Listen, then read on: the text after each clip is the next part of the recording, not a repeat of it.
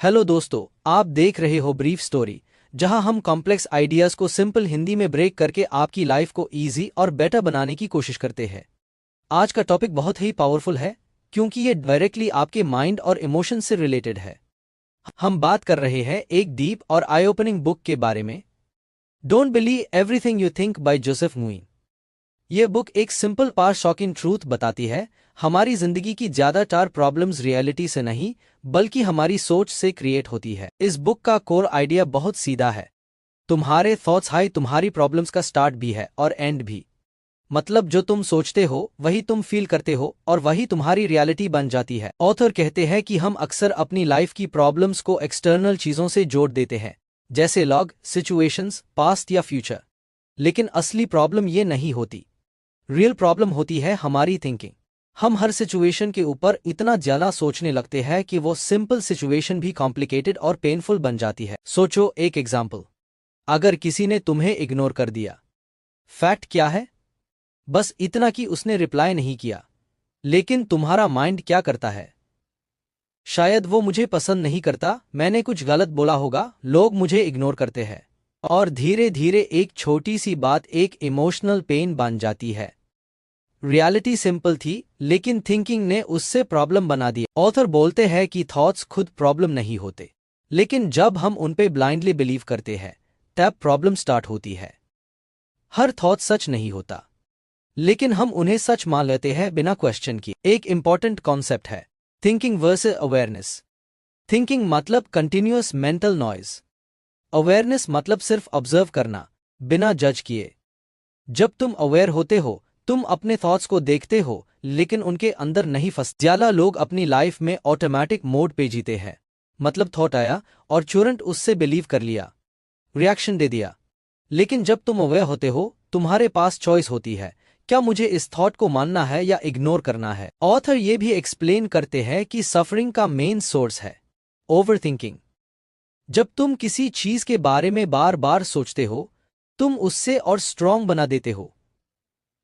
Mind एक loop में फंस जाता है, सेम थॉट्स रिपीट होते रहते हैं और तुम्हारा स्ट्रेस बढ़ता रहता है। लेकिन इंटरेस्टिंग बात यह है कि प्रॉब्लम्स खुद इतनी पावरफुल नहीं होती जितना हम उन्हें बना देते हैं अपनी थिंकिंग के थ्रू। अगर तुम सोचना बंद कर डूअस प्रॉब्लम के बारे में तो वो ऑटोमेटिकली छोटी लगने लगती है। एक और पावरफुल आइडिया है, you are not your thoughts. तुम्हारे थॉट्स तुम नहीं हो, वो बस टेम्पररी मेंटल इवेंट्स है जो आते और जाते रहते हैं। लेकिन हम क्या करते हैं, हम उन थॉट्स के साथ अपनी आइडेंटिटी जोड़ लेते हैं। जैसे अगर तुम्हारे माइंड में आता है मेन फेल हो गया तो मेन लूजर हूं, तो तुम उस थॉट को सच मान लेते हो, लेकिन वो सिर्फ एक थॉट है, रियलिटी नहीं। ऑथर सजेस्ट करते हैं कि जब भी नेगेटिव थॉट आए उससे फाइट मैट करो, उससे सप्रेस मैट करो, बस ऑब्जर्व करो।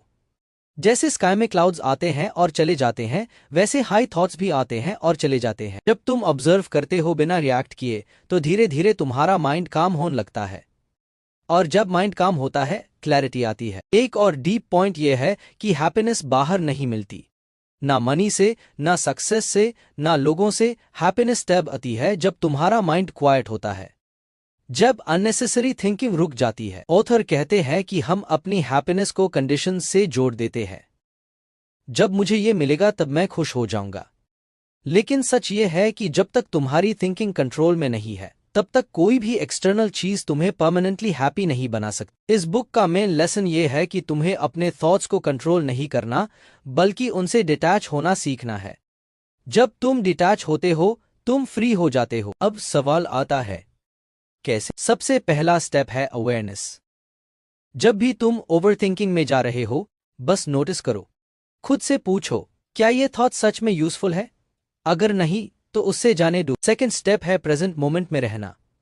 ज्यादा सफरिंग टैब होती है जब हम पास्ट या फ्यूचर के बारे में सोचते हैं, लेकिन प्रेजेंट मोमेंट में यूजुअली कोई प्रॉब्लम नहीं होती। जैसे अभी इस मोमेंट में अगर तुम बस सुन रहे हो तो सब ठीक है, लेकिन जैसे ही तुम फ्यूचर के बारे में सोचना स्टार्ट करते हो एंग्जाइटी स्टार्ट हो जाती है। ऑथर कहते हैं कि पीस ऑलरेडी तुम्हारे अंदर है, तुम्हें बस अननेसेसरी थिंकिंग को हटाना है और वो ऑटोमेटिकली अपीयर हो जाएगी। ये कॉन्सेप्ट सिंपल लगता है लेकिन पावरफुल है।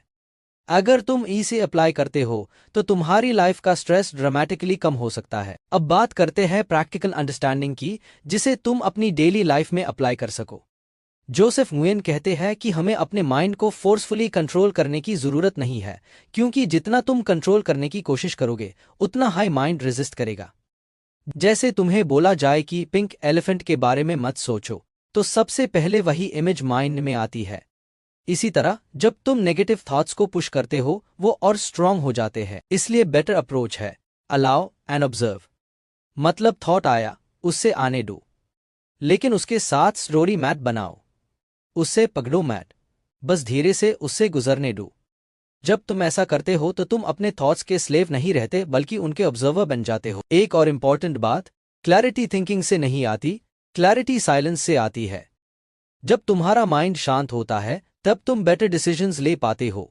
ओवरथिंकिंग एक्चुअली क्लैरिटी को ब्लॉक करती है। ऑथर ये भी बताते हैं कि इंट्यूशन और नेचुरल इंटेलिजेंस टैब काम करती है जब माइंड क्वाइट होता है।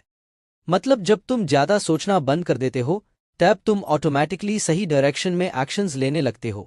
ये कोई मैजिक नहीं है, ये तुम्हारी नेचुरल स्टेट है। अब एक और कॉमन प्रॉब्लम, लोग कहते हैं अगर मैं सोचना कम कर दूंगा तो मैं केयरलेस हो जाऊंगा, लेकिन सच इसका ऑपोजिट है। जब तुम अननेसेसरी थिंकिंग कम करते हो तुम ज्यादा फोकस्ड और प्रोडक्टिव बन जाते हो, तुम्हारा माइंड क्लियर होता है और तुम बेटर परफॉर्म करते हो। इस बुक का एक हिडन लेसन ये भी है कि तुम्हें हर चीज को समझने की जरूरत नहीं होती। कभी कभी ज्यादा एनालिसिस हाई कंफ्यूजन क्रिएट करता है। लाइफ को हर वक्त लॉजिकली सॉल्व करने की जरूरत नहीं है। कुछ चीजें नेचुरली अनफोल्ड होती है जब तुम उन्हें ओवरथिंक नहीं करते। रिलेशनशिप्स में भी ये कॉन्सेप्ट पावरफुल है। ज्यादातर फाइट्स या मिसअंडरस्टैंडिंग्स रियल एक्शंस की वजह से नहीं, बल्कि उन एक्शंस के बारे में हमारी थिंकिंग की वजह से होती है। हम अजम्पशंस बना लेते हैं, स्टोरीज क्रिएट कर लेते हैं और फिर उन पे रिएक्ट करते हैं। अगर तुम अपनी थिंकिंग को ऑब्जर्व करना स्टार्ट कर दो तो तुम देखोगे कि कितनी अननेसेसरी स्टोरीज तुम्हारा माइंड रोज बनाता है। और जैसे ही तुम उन स्टोरीज को बिलीव करना बंद करते हो तुम्हारी इमोशनल फ्रीडम बढ़ने लगती है। एक और important shift, let go of control. हम सब कुछ कंट्रोल करना चाहते हैं, फ्यूचर, लोगों का बिहेवियर, रिजल्ट्स। लेकिन जब चीजें हमारे अकॉर्डिंग नहीं होती तो स्ट्रेस और फ्रस्ट्रेशन आता है।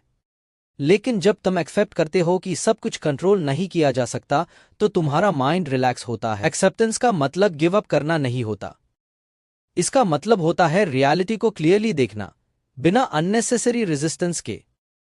और जब तुम रियलिटी को क्लियरली देखते हो तब तुम बेटर एक्शंस ले पाते हो। ऑथर कहते हैं कि फ्रीडम का मतलब प्रॉब्लम्स का खत्म होना नहीं है, बल्कि उनके बारे में अननेसेसरी थिंकिंग का खत्म होना है। प्रॉब्लम्स लाइफ का पार्ट है, लेकिन सफरिंग ऑप्शनल है। अगर तुम हर सिचुएशन में अपने थॉट्स को ब्लाइंडली बिलीव करोगे तो तुम हर बार इमोशनल रोलर कोस्टर पे रहोगे।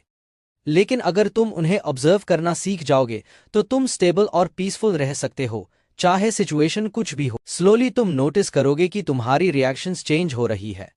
तुम जल्दी ट्रिगर नहीं होते, तुम ज्यादा काम रहते हो, और सबसे इंपॉर्टेंट, तुम अपने अंदर एक नेचुरल पीस फील करते हो। एंड में, don't believe everything you think हम ये सिखाती है कि हमारी सफरिंग का मेन रीजन दुनिया नहीं, बल्कि हमारी सोच है।